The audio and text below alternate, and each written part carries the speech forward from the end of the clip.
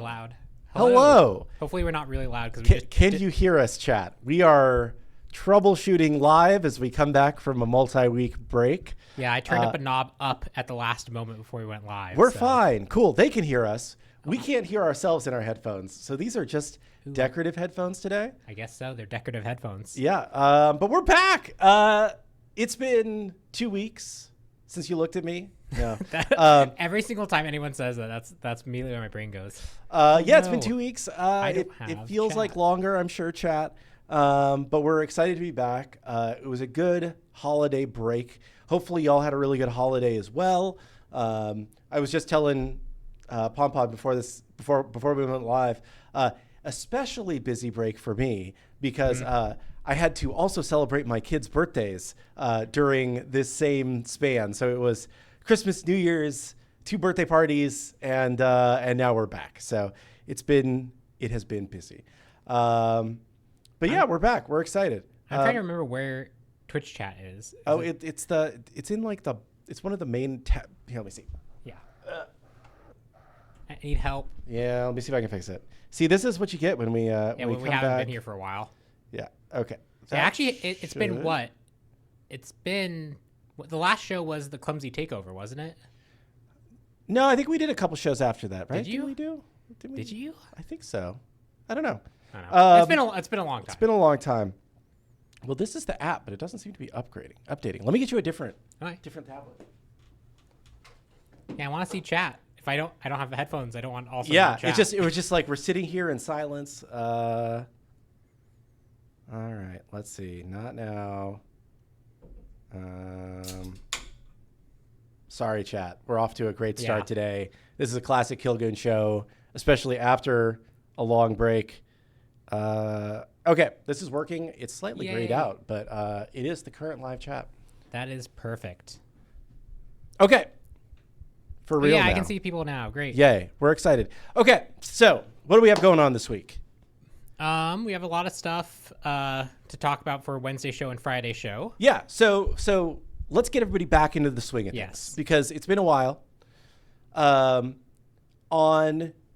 Wednesday, we will have our normal patch show going over the next god, other features that are in this update, that sort of thing.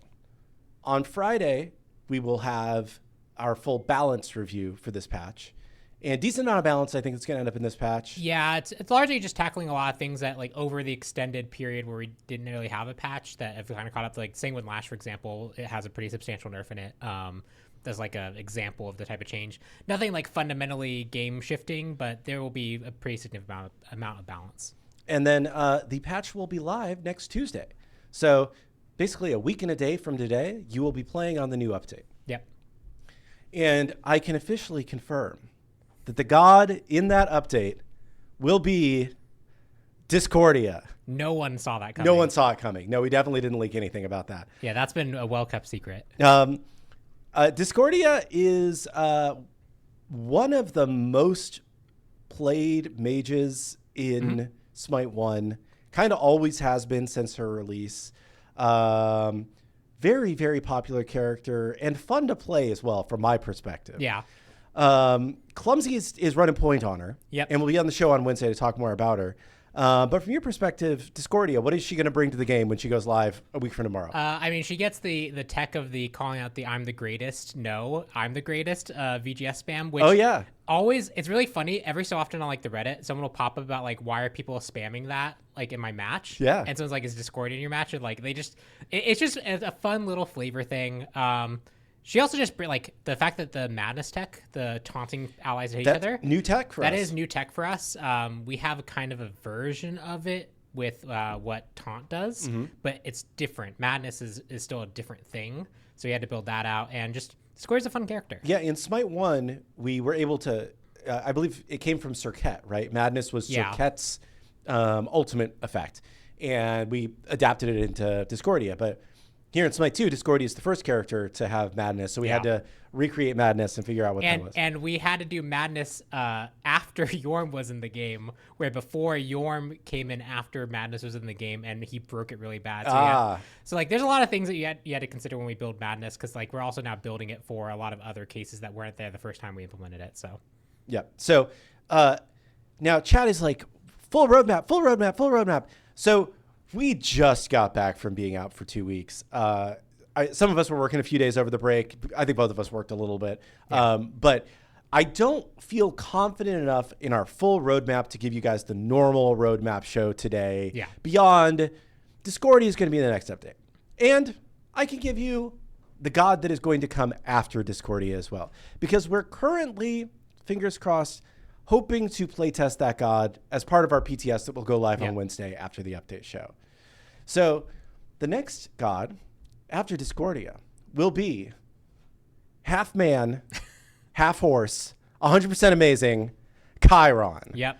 So Chiron will be coming a unique type of carry, I would say. Yeah, a lot more supporty and a lot more ability based. Yes. The kind of like auto trick shot, homing shots, the not quite global, but kind of global ultimate leads to a lot of like ranged comps that you can work him into. Yeah. You can also potentially, like, he was a mid lane character at some points in SMITE. Yeah, because he just had decent clear and a lot of ability pokes, so you could actually contest a lot of the camps and you could play mid lane with him. He was one of the characters that occasionally popped up there. So those are the next two gods that are coming. I don't want to say anything beyond that right now, because like I said, we just got back from break. I'm going to do more of a, here's a roadmap kind of show. probably 2 weeks from today would be my guess if everything goes well and we're a little bit more locked in on what we want to do. That could slip again because we are just getting back.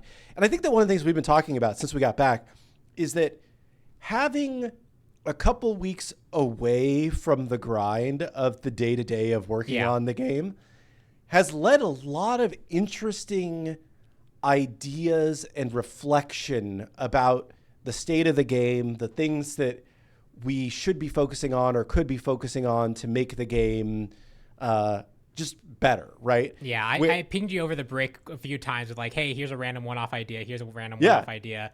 And then when we came in today, we have on my balance doc, I made a new tab called Pond's Patch of Terror, which is just a brain dump of like a pretty substantial, like pretty altering patch of just like, not saying any of these are actually going to go in, but like pretty weird ideas. And I tried to flesh them out as if they were actually going to go in so I could think through some of the problems. And then we actually talked about that this morning and kind of worked through some of the things that are there about what we might do there. So like just having that time to actually reflect and to take a break and to not just be like, okay, what's like the next deliverable I have to hit? You can sit there and actually kind of think through like more big picture stuff that it's hard to look at when you're just so focused on what you need to do next. Yeah, it's the joy and the struggle of live service, right, is there's always something that's about to come out. Yeah. And a lot of your focus always has to be on how do we make the next thing that comes out as amazing as it can possibly be. Yeah. But you also are trying to think more about the big picture, what comes next. But it's hard to carve out enough time to do that when you're just like, but what's the next thing? What's the next thing, right? So I think it's been a good break for us. I know I feel a little bit rejuvenated. Yep. Although, chat, I'm sorry to say I will not be here next week. I had a long scheduled vacation that I did not think about how it would interact with other vacation that we had. So I'll be gone next week. But Clumsy has said that he is going to run his own show on next Monday. So a week from today, you have a crazy Clumsy show to look forward to. Yeah, he's just going to download a whole bunch of racing games and go through them about like how some mechanics be brought over into... Is it just going to be a slideshow on SMITE Cart? Is that what it's going to be? Could be. I'm not sure. But yeah, sorry. I had just a family vacation planned for next week that I will be taking. So sorry, but I'll be here all week this week and I'll be back week after that. And we have a bunch of good meetings and stuff this week to try and work out kind of some of the more of the big picture stuff. So should be a good week for us internally and hopefully a good week for you guys. Hopefully everybody has been enjoying playing the game. Our numbers have looked pretty darn good over the break. We actually hit like a Steam CCU high that we actually, or like peak that we hadn't hit since like July. Yeah. Which is pretty good. And, a lot of people like Holiday. To, make fun of us when we say these things. But yeah, this is kind of to be expected because this time of year we see historically people start to come back into the game, right? We always see a dip in September, October, kind of early November usually, and then things start to pick back up, and we're here. So things are looking good. We're having good player numbers, pretty good revenue numbers.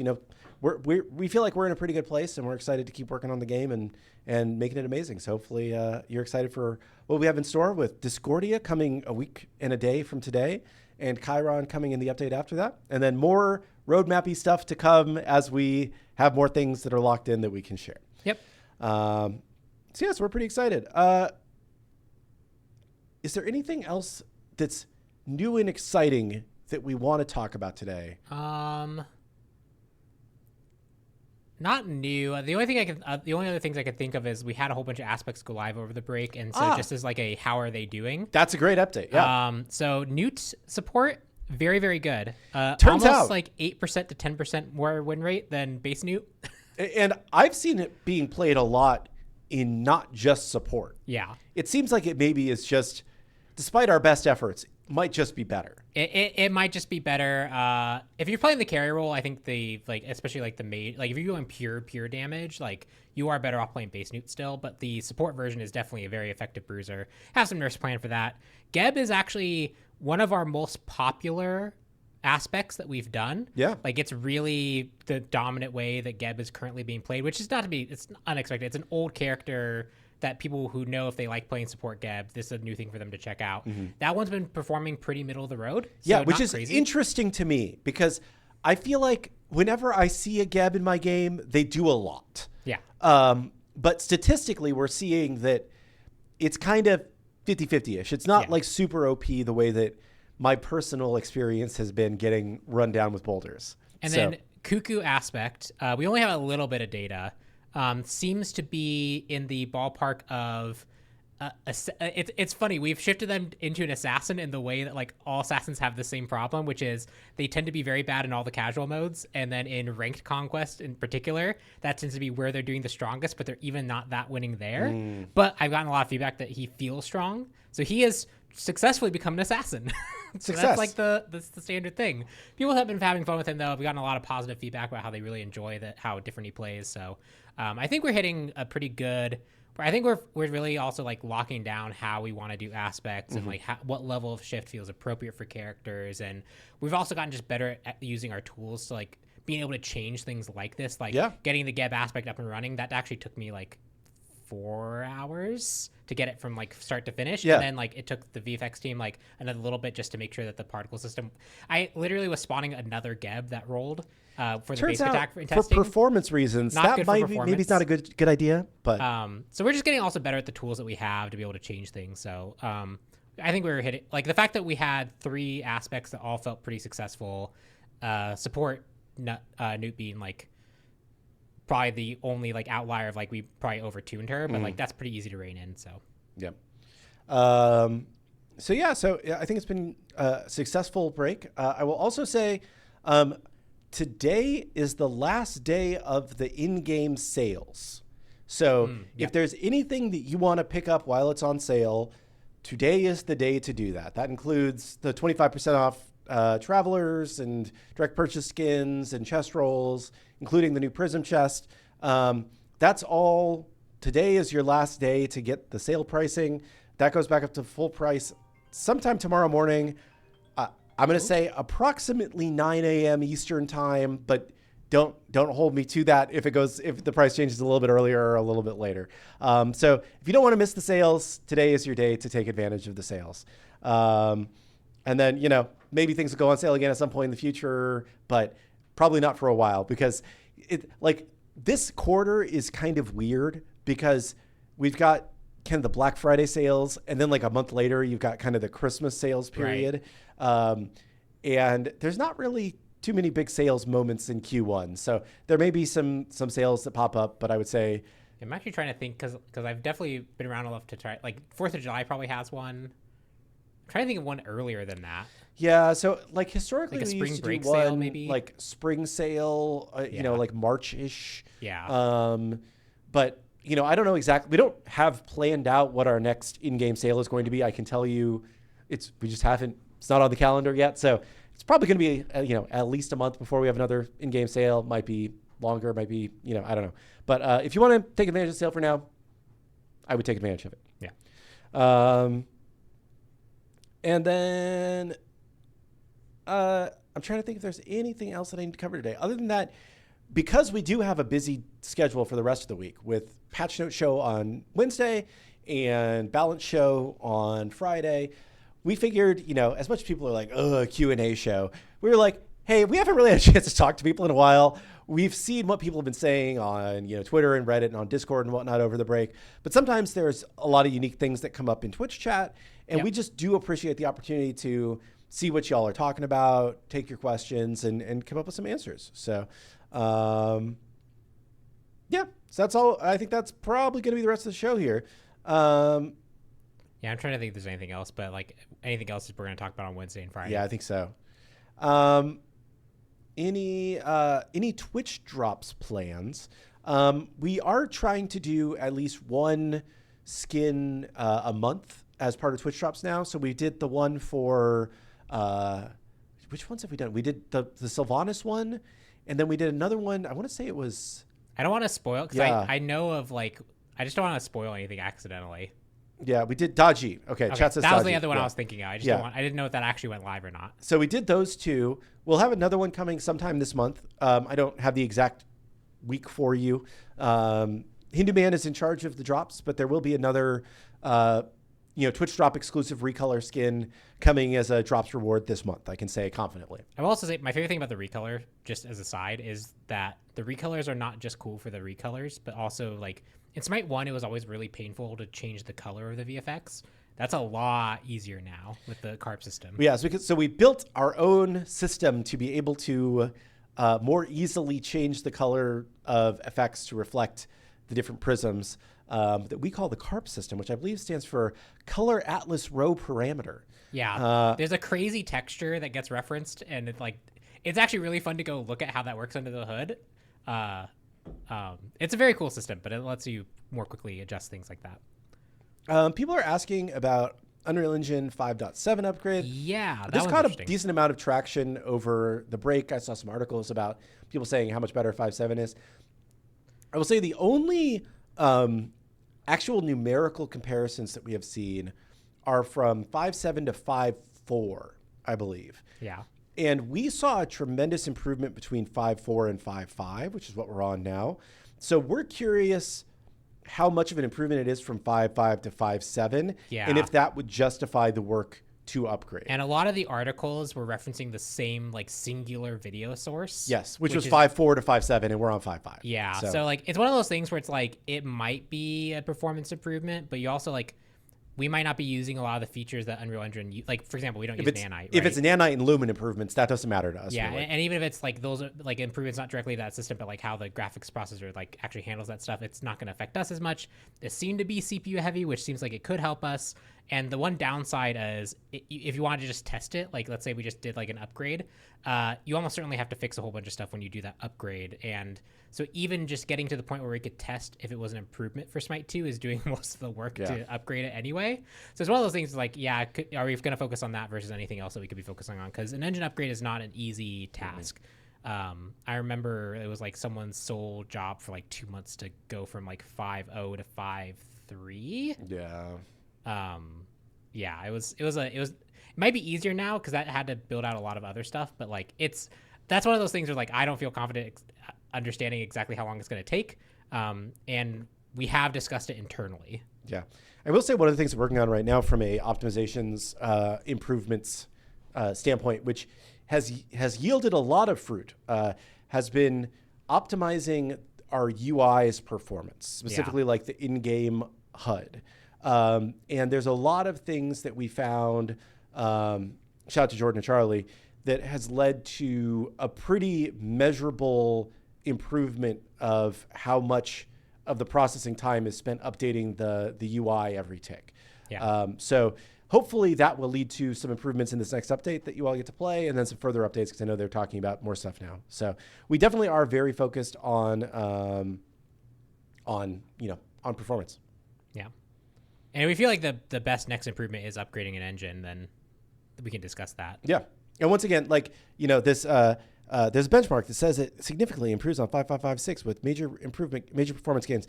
Again, for us, we need to understand, is that related specifically to lumen and nanite, or is it related to just as a whole? Yeah, right? Smite as a game is a very unique subsample of the things that Unreal Engine does.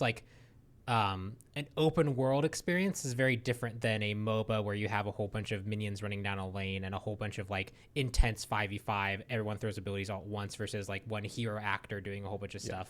So it's there's probably performance improvements there. It's just it is it's enough of a non-trivial thing to upgrade an engine that we just have to be careful with where we put our resources. Yep. How are we feeling about I looked at this question because of the second part, but I will ask the first part as well.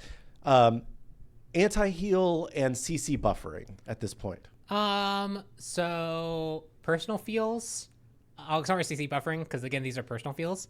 I think it's one of those things where you turn it on or off. About the same amount of people are happy versus unhappy, and both groups seem to not obviously they care, but it being on or it being off doesn't seem to really make any measurable difference about whether people stick around or not. So it's kind of one of those things where it's at the end of the day, we're probably just going to pick one and stick with it rather than continually flip-flopping.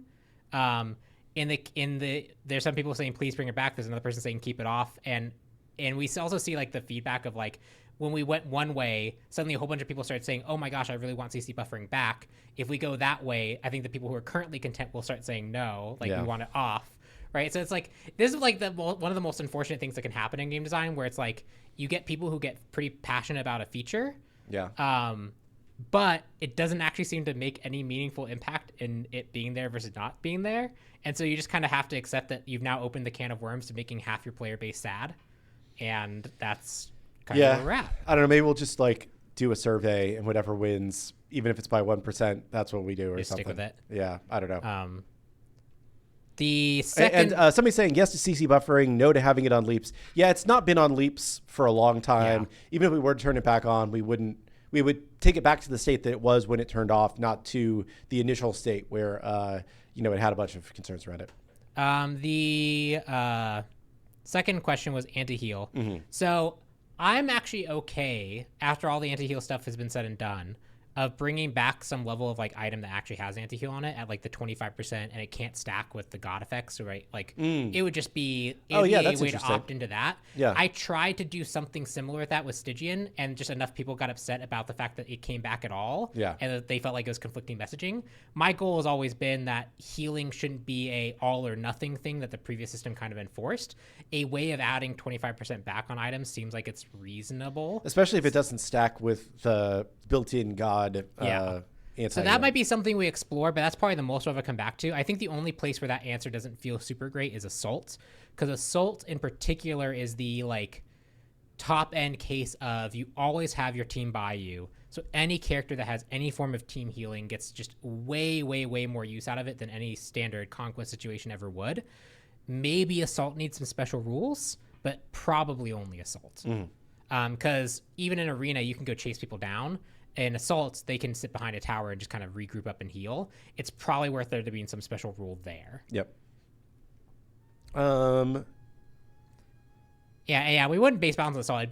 Assault would get something like 25% of healing is just reduced at all times. Yeah. And then maybe you could buy this item that does it another 25%. Kill the solo lifesteal build. I think that there are maybe a few lifesteal items that, as you mentioned already, that are just a little strong at the moment that we'll be taking a look at as part of this update, right? Yeah, Lash is losing strength. It's only going to hit gods now, so it's not going to hit the wave. And the things that build into it are actually getting weaker. And then there's a few other items that surround it that are also getting a bit weaker. And then there's a few solo laners who are underperforming who are getting buffed that weren't necessarily using Sanguine Lash that well. When will the update come? It will be a week from tomorrow. So I believe it's the 13th or 14th? 13th, I want to say. Is that right? Yeah. I want to say, because today's the 5th, so tomorrow's the 6th. And then it'll be a week after that, 13th? So yeah. Yeah, 13th. What did Manny get for Christmas? Manny got a beautiful Celestial Wicks candle. Yeah, these are all his. Yeah, those are, yeah. Some people on Twitter got really mad that I retweeted and amplified the Celestial Wicks candles. Really? Yeah, they were like, why are you making candles instead of fixing matchmaking? And I'm like, I'm not making candles, dude. Like but it was, I just thought it was a funny reaction from some people, but I guess that's the internet. Oh, I should actually probably at some point put together an update on, because I actually did more matchmaking stuff. Although the current thing that I'm enjoying is there's a few people linking threads at like ranked matches, being like, wow, great new matchmaking. And I'm like, I haven't touched ranked. Yeah, we have not touched ranked yet. We only fixed a bug, and if you liked the bugged version, the bugged version was closer to random matches than not. Yeah. So maybe that is better. I don't know. Yeah, we do statistically, and by every method that we can look at it, though, matchmaking has gotten pretty significantly better for all the modes other than Conquest, because those are the modes that we've made changes on. Right? Even Conquest is actually a lot better now. Oh, sorry, I meant to say just ranked. Yeah, sorry, just ranked. Everything other than ranked. So. Yeah. I even added a few more metrics or a few other edge cases that like I could see where they weren't quite as better, but like as many metrics as I can think of, we're in a better world. I think the only place where we're technically worse is at the very low population times of some regions, we are choosing to kick off a match rather than just letting people just sit in the queue forever. Yeah. And that results in some worse matches, but that tends to be a better result than letting those people just sit there for 10 minutes and then leave. So like in those cases, we are probably making worse matches for the sake of choosing to make a match when we wouldn't otherwise. But if you're playing at any time other than that, we're generally outperforming where we were. Yeah. So ranked never got a matchmaking change. Nope. We haven't touched ranked yet. We wanted to make sure that it felt better. Yeah, we fixed a bug, which is why we also didn't want to address it. And it also is a much more complicated system. It's technically, there's 4 queues that feed into the singular ranked queue that all have their own rules to handle cases like what if a trio enters the match, or what if a grandmaster enters the match, and like we're going to hold them for a little while so that they don't end up like getting pulled into a match, because we're trying to make sure there's a pool of grandmasters who can play together. Like it's a much more complicated system. So like any change that we do has to be a lot more careful, because there's a lot more to change. I see some people asking questions about the prism chest. I will say I have seen some community discourse around the prism chest. So I guess I can explain it a little bit. From our perspective, just to start, prism chest performed as we would have expected. It was bought by the number of people that we would expect to buy it, and it made the amount of money that we expected it to make. So it performed in line with our expectations. There are some people who believe that the prism chest is too expensive or is a bad value. And I would say, is it the best value in the game? Certainly not. The Travelers are an insanely good value if you want to get a selection of prisms at a really good price, right? And part of the way that you pay for Travelers is that you also have to play the game to unlock the contents of the Traveler. In the same way that a Battle Pass is affordably priced in games because you have to play the game to get the full value out of it, Travelers are priced along that same front.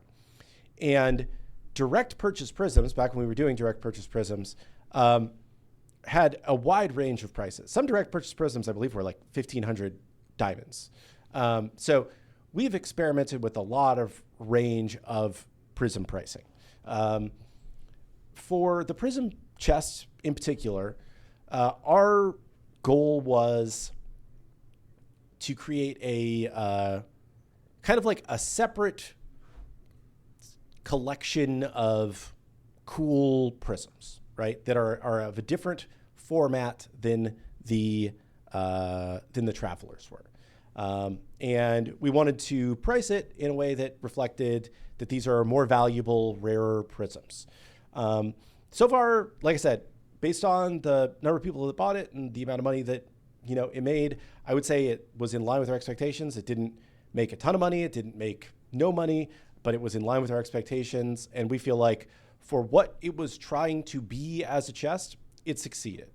Not everything in the game is going to be really cheap. Not everything in the game is going to be super expensive. We are doing something later this month, which may get me fired because it's so good of a deal. So we'll see how that turns out.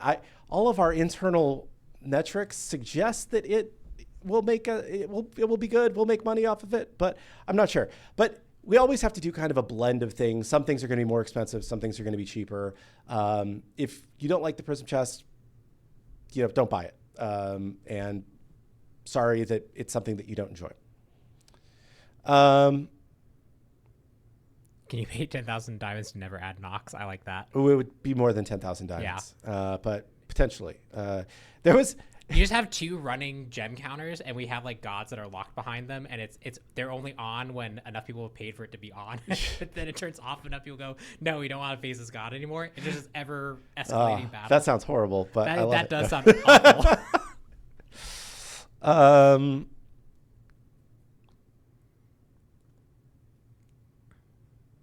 Trying to think if I definitely saw some other questions. I see people asking about Pen. So I think Pen and Rada Tahuti are like the 2 examples of, and I think even like Heartseeker to some degree is this way too. These are like items that like we know are some of the most winning items in the game. We know that they feel forced.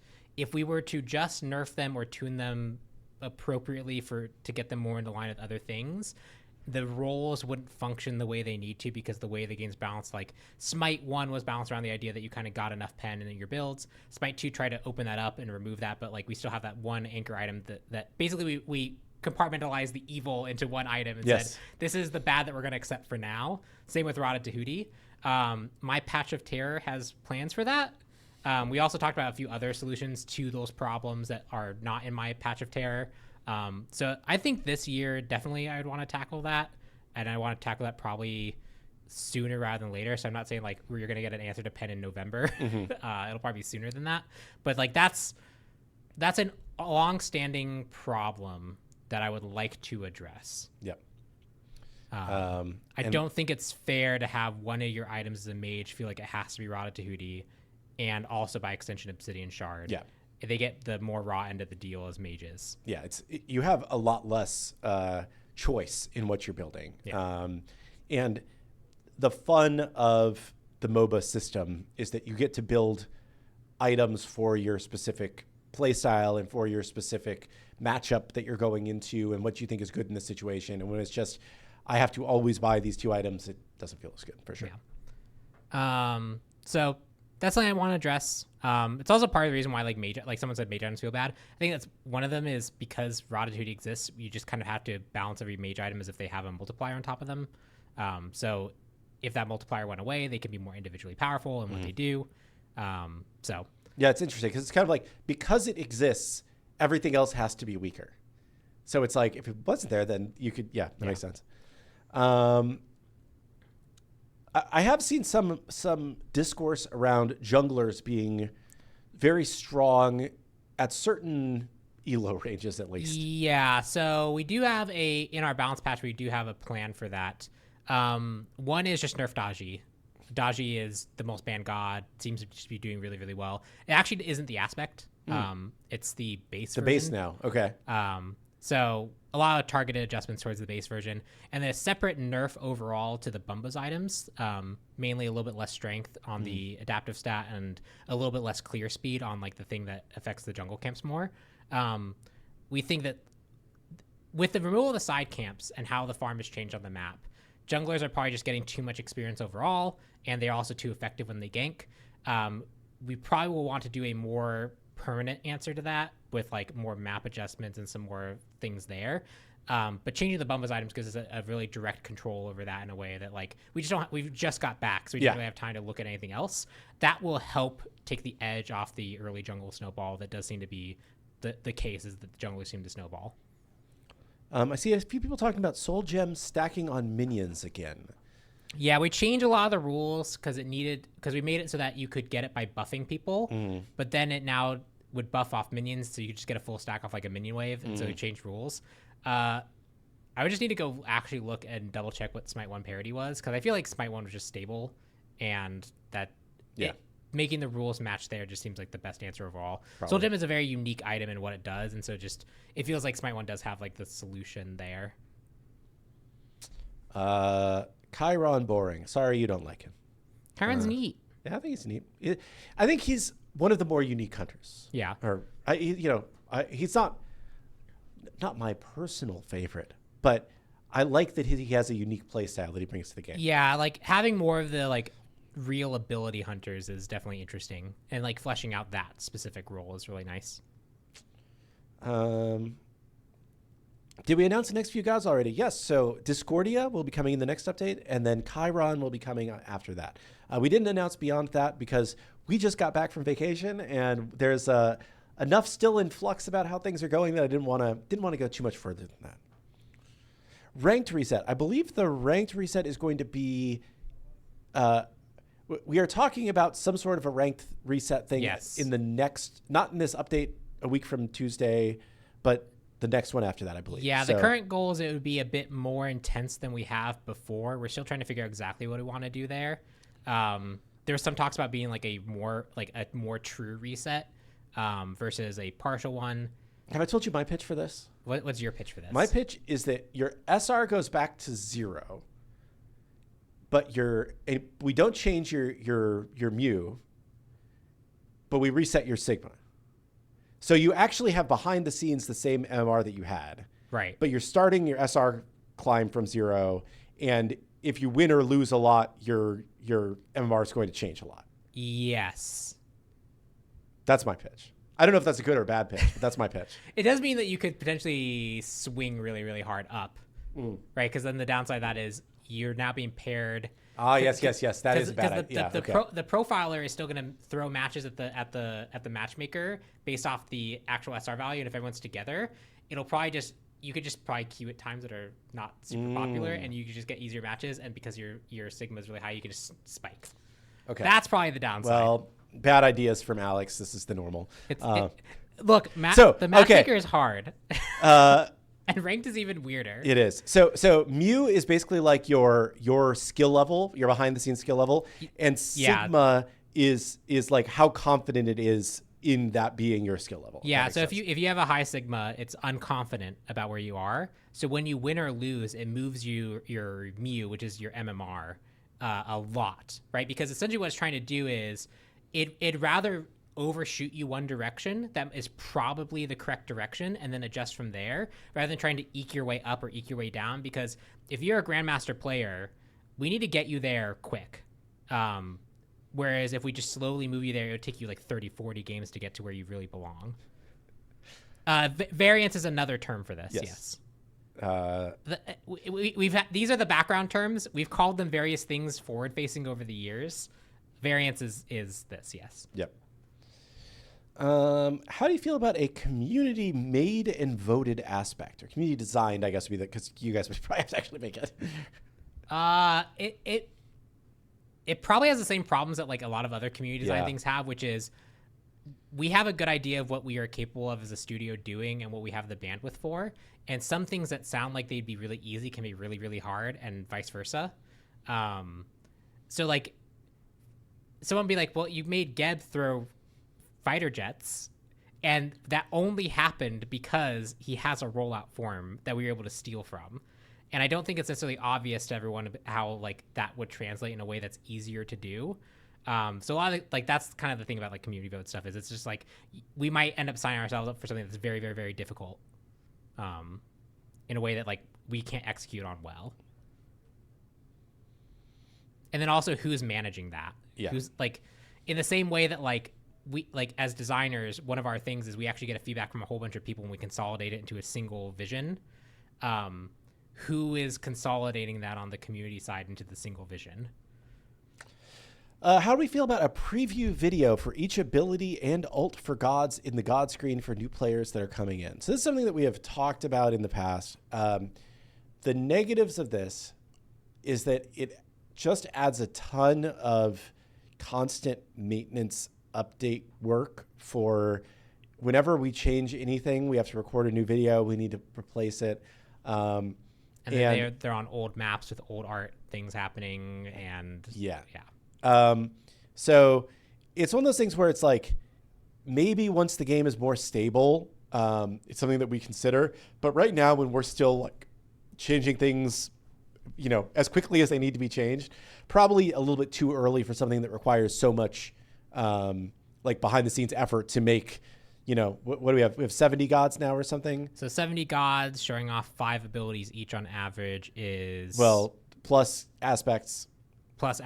So let's say 10 abilities each then. Or let's round down because it's not fair. So 7 times 7, so 490 videos. Yeah. It's a lot of little videos. And if you make every video in 5 minutes, that means you can get 12 done an hour.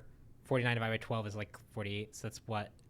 A 40-hour commitment, assuming nothing goes wrong and you perfectly execute each one, and it actually takes that long, which then you have to implement them all in the engine. Yeah. You have to do whatever encoding you need to do to actually snip it up to make sure that it actually goes into the game. You have to get someone on UI to make the... Like, you can see how this, like, adds up in cost and time. And it is at the most charitable, someone spending a full work week doing this versus anything else they could be doing. Mm-hmm. I think into a system that is now going to be tech debt. Wondering market path refresh. I believe that's going to happen in the second patch of January with the ranked reset. I believe it's the current plan. So The 27th-ish, I think, is what we're targeting for that right now.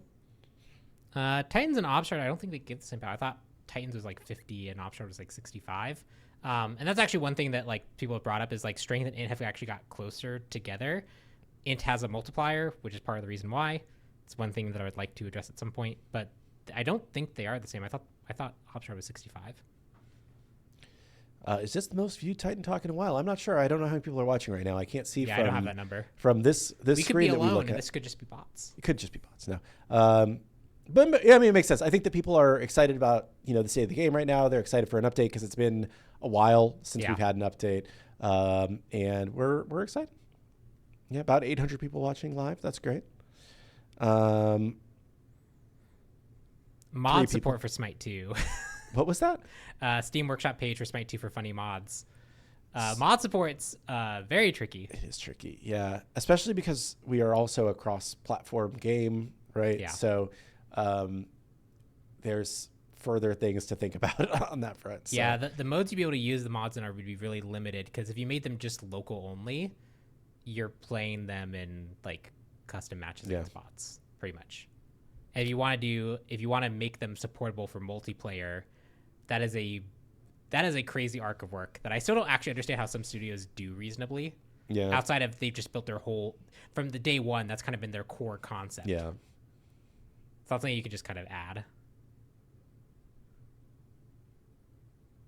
I see people asking about esports. I don't have an update about esports today, but I will let you know when I do. There's a comment is like, hey, it's me, your only viewer. For months I've been creating the illusion by streaming to a large audience because they've been buying bots to just spam us. And there's a streamer I watched, Doug, who's like, it'd be crazy if one person was just like this whole time making me think I was successful, and then one day rug pulled out.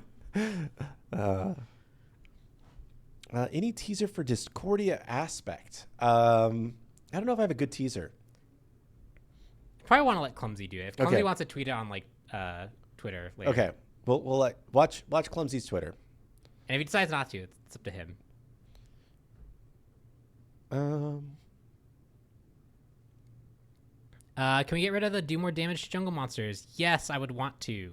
I think generally if the question is if players feel like they're forced to build a thing and if they don't build that thing, they're not successful, I would like to generally fix those things. Actually fixing those things is often a harder task though. Like you saw what we had to do for the healing pass to make anti-heal not feel like it was mandatory in the game. Those types of problems are harder. Like if you were to just tune the jungle camp such that junglers could kill it without the item, well, now everyone can just walk in the jungle and just blow up that farm and steal that farm, and the jungle role doesn't really exist the way that it needs to. So how would you give them access to that power without giving them the item? And there's a few obvious answers to that, but they require new systems to be made. Can we expect an all-new God this year? We aren't ready to confirm exactly what's going on with gods past these two, but I will say one of the reasons why we moved away from doing all-new gods for a period of time is because we got a lot of feedback from the community that we needed more of the fan favorite classic gods brought over at as quickly of a pace as we could possibly do it, right? So we focused on doing that instead of working on all new gods. We also saw that the last, when we released Princess Bari, it didn't really do anything more so than just doing another classic god, right? And so we feel like if and when we do another all-new god, we just need to be sure that we have enough of a moment around it, that people are excited about it, that they hear about it, they come back for it, and it's not just us doing a lot more work to get the same result that we could get out of a classic god, or maybe even getting worse result because people are like, why did you do this god instead of whatever my favorite classic god is that isn't over here yet? So it's a tough balance. A lot of what we do on this game is a tough balance, but that's like why we haven't been doing new gods for a while. It's not because we aren't capable of doing new gods. It's because the community said very loudly they want more of these classic gods that they were missing. And we felt like when we released Princess Bari, it didn't really do too much. So we need to make sure the next time we do it, it's more of a moment. How are the Mulan bug fixes coming? That's been put on the back burner, unfortunately. Although I actually will probably get some time. I'm the character after Chiron. Okay. And I'm actually a little bit ahead right now, Nice. which is good. Thumbs up. So maybe I can start doing some backlog stuff in the meantime. But yeah, unfortunately, there's just a lot of stuff going on. Can we unban all permaban players? I'm not sure why we would do that, because I mean, they already actually got that chance in Smite 2. That's what I was going to say. So if you were permabanned in Smite 1, like, you weren't by default permabanned in Smite 2. You got to come over and play Smite 2 and then, prove yourself to be a toxic person again and get permabanned once again. It takes a lot to get permabanned, right? Yeah. The way that our ban process works usually is that, like, most infractions, you are suspended or banned for a short period of time on your first few infractions, and you have to have done a lot of stuff wrong to be permabanned. So I don't foresee us unbanning permabanned people, because usually you have done a lot wrong to get to that point. If there is some reason why you think that you are permabanned by mistake, you can always send in a support ticket. We will look at it. It's not going to be an instant response, because these are they're not easy tickets to deal with, and usually they just result in arguing that doesn't result in a lot, because if our customer support people look at your account and they're like, this person was an awful human being and they should not come back into the game, a lot of times the player will continue to argue about that fact. Yeah, it doesn't mean we don't ever get it wrong and we don't ever reverse things, but like over the amount of times where I've been like, okay, this person sent me a message, I'm gonna see and gonna look into it a bit more. I'll forward to the support team, get them to look into it more. The amount of times that has ever been reversed and the support team's been like, yeah, I think we were a bit too hasty here. Yeah. I can count on my hand, like this one hand. Yeah. It's very rare. Most people who are banned, they can just send me like, yeah, trust me, this person is perma-banned for a reason. Yeah. Or like sometimes we've had people who, are like, I don't know why I got suspended. Like, and then we look back and we're like, oh yeah, this is what happened. Like, it makes sense that you need a timeout, bud. Like, it is occasionally mistakes happen. I'm not saying that it never happens, but most of the time it's pretty reasonable. We let streamers ban people. I will say confidently that we do not let streamers ban people. We have a customer support team that reviews all bans.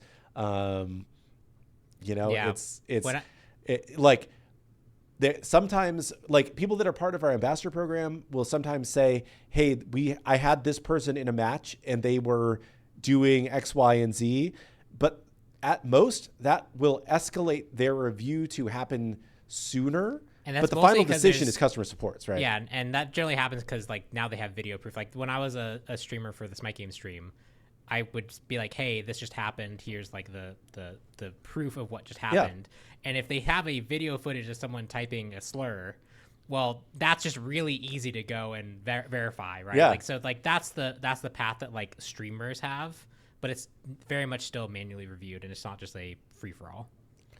This question got auto-modded because it was long, but I like the question. So I'm going to read it out. How do you feel about the state of towers at the moment? It feels like towers just aren't scary anymore. A jungler can tower dive alone at level 1 and live, and backdoor protection feels like it means nothing when one support can tank an entire full health tower until it's destroyed and not die. Different angles there, but just towers in general, both their threat and their tankiness. How are you? Yeah, we actually, this is a question we posted to ambassadors because we were like, we've seen a few of these types of feels. And the general vibe, and this is a vibe that I generally agree with, is towers are already probably even too strong at what they're doing.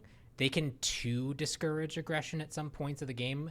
And it really is, you're there to defend the tower, not the other way around.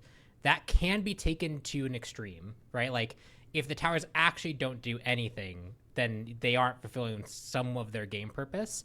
But especially once you get later in the game, like, yeah, a tank's job is to be able to facilitate taking down a tower by being able to tank it. Your job is to push them off, and if you can't successfully do that, your team doesn't get to keep that tower anymore, right? That's part of advancing the game state. I would like to see a level 1 going underneath tower, getting a kill, and getting out for free, because I'm pretty sure just eating 2 shots at that point would be like 200 and then 250. So it's 450 of your 600 base health. Yeah, that's a lot. And if they can go under tower, be underneath the tower short enough time to kill you and walk out within 2 tower shots and you didn't do 150 back, yeah, you probably deserve to have died in that situation. Like, eating 1 shot is fine, because, like, if they, like, blink under to hit you and finish a kill and then they get out, yeah, that's 1 tower shot, but, like, they shouldn't be able to die that effectively. Mm-hmm. I'd be interested to see the situations where people feel like they, and this is what happened last time, because there was someone who in Smite 1 who was very passionate about assault tower damage. Okay.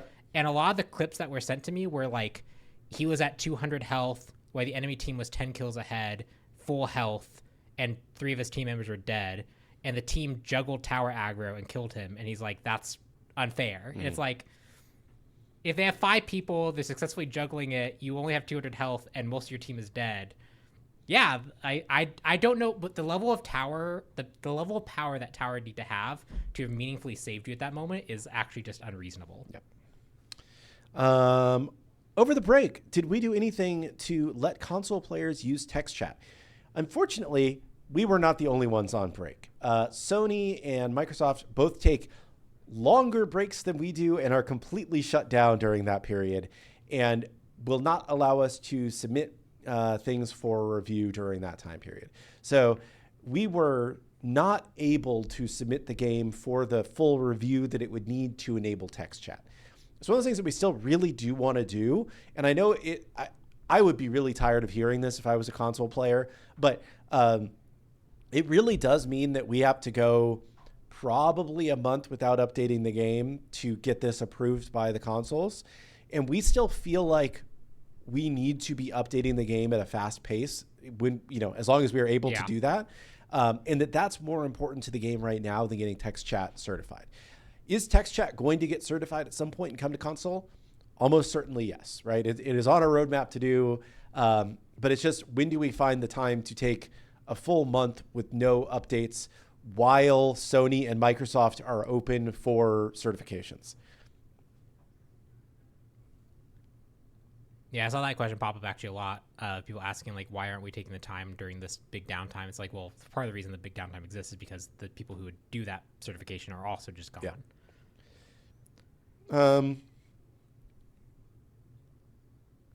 I will say chat knows that I am a sucker for sports news and sports leading questions.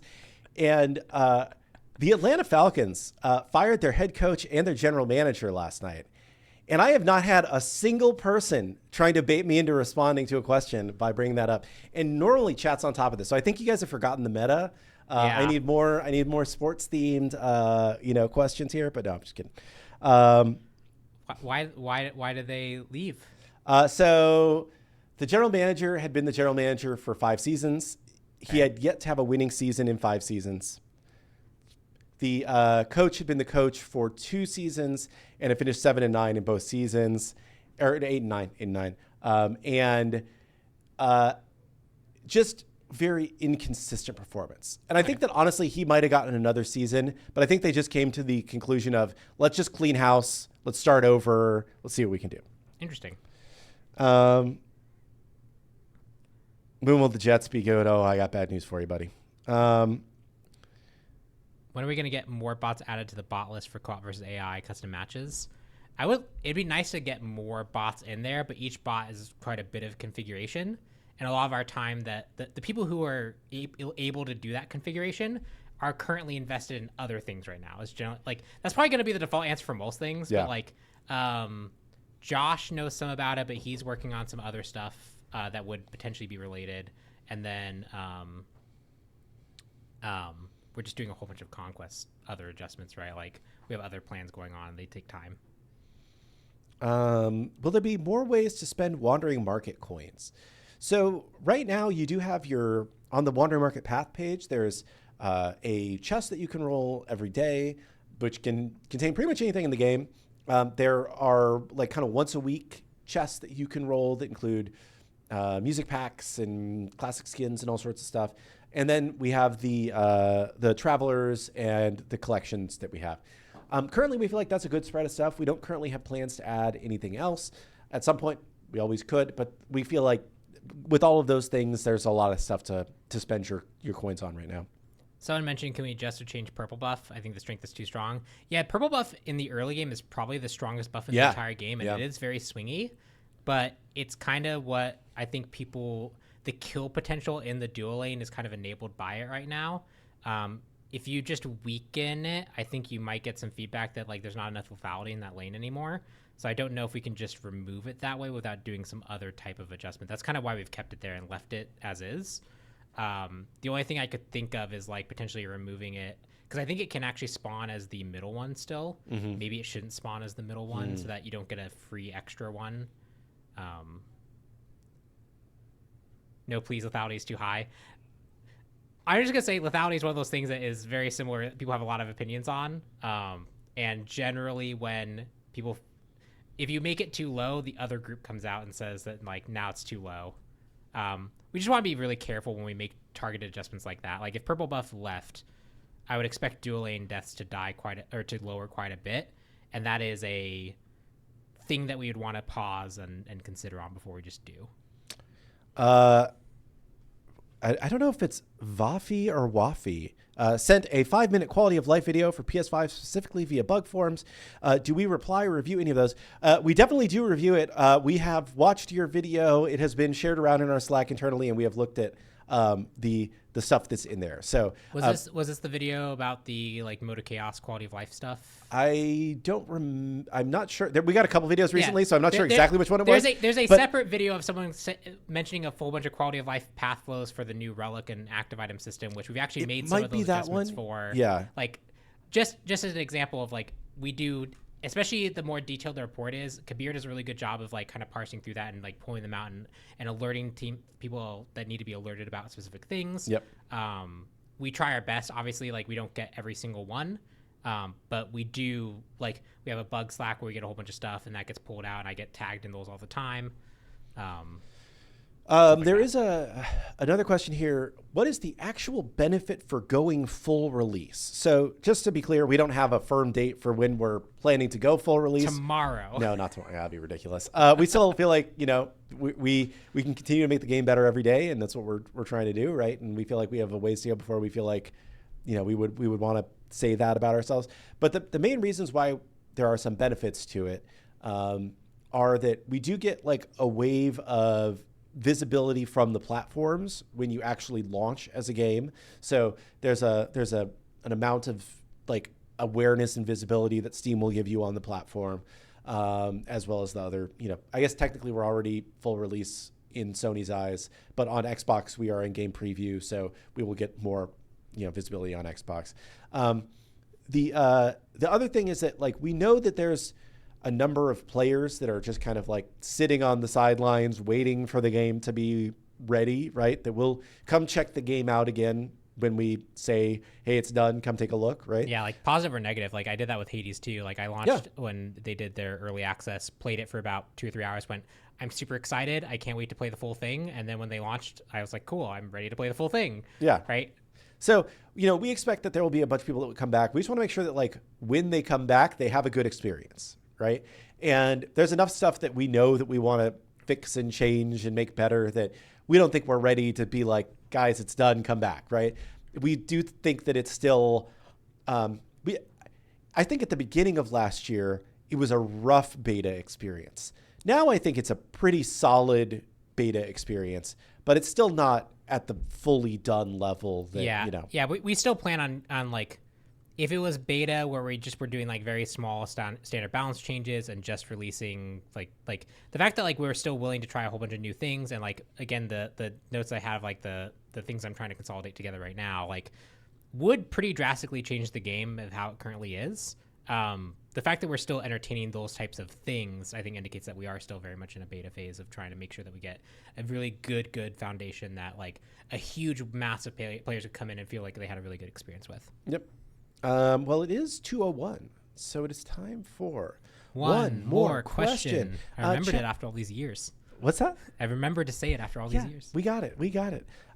Chat, thank you so much for coming back for our first Titan Talk of the new year. Yeah. We're excited to come back on Wednesday with the full patch note show, going through Discordia and whatever else is in this update, there is some other stuff.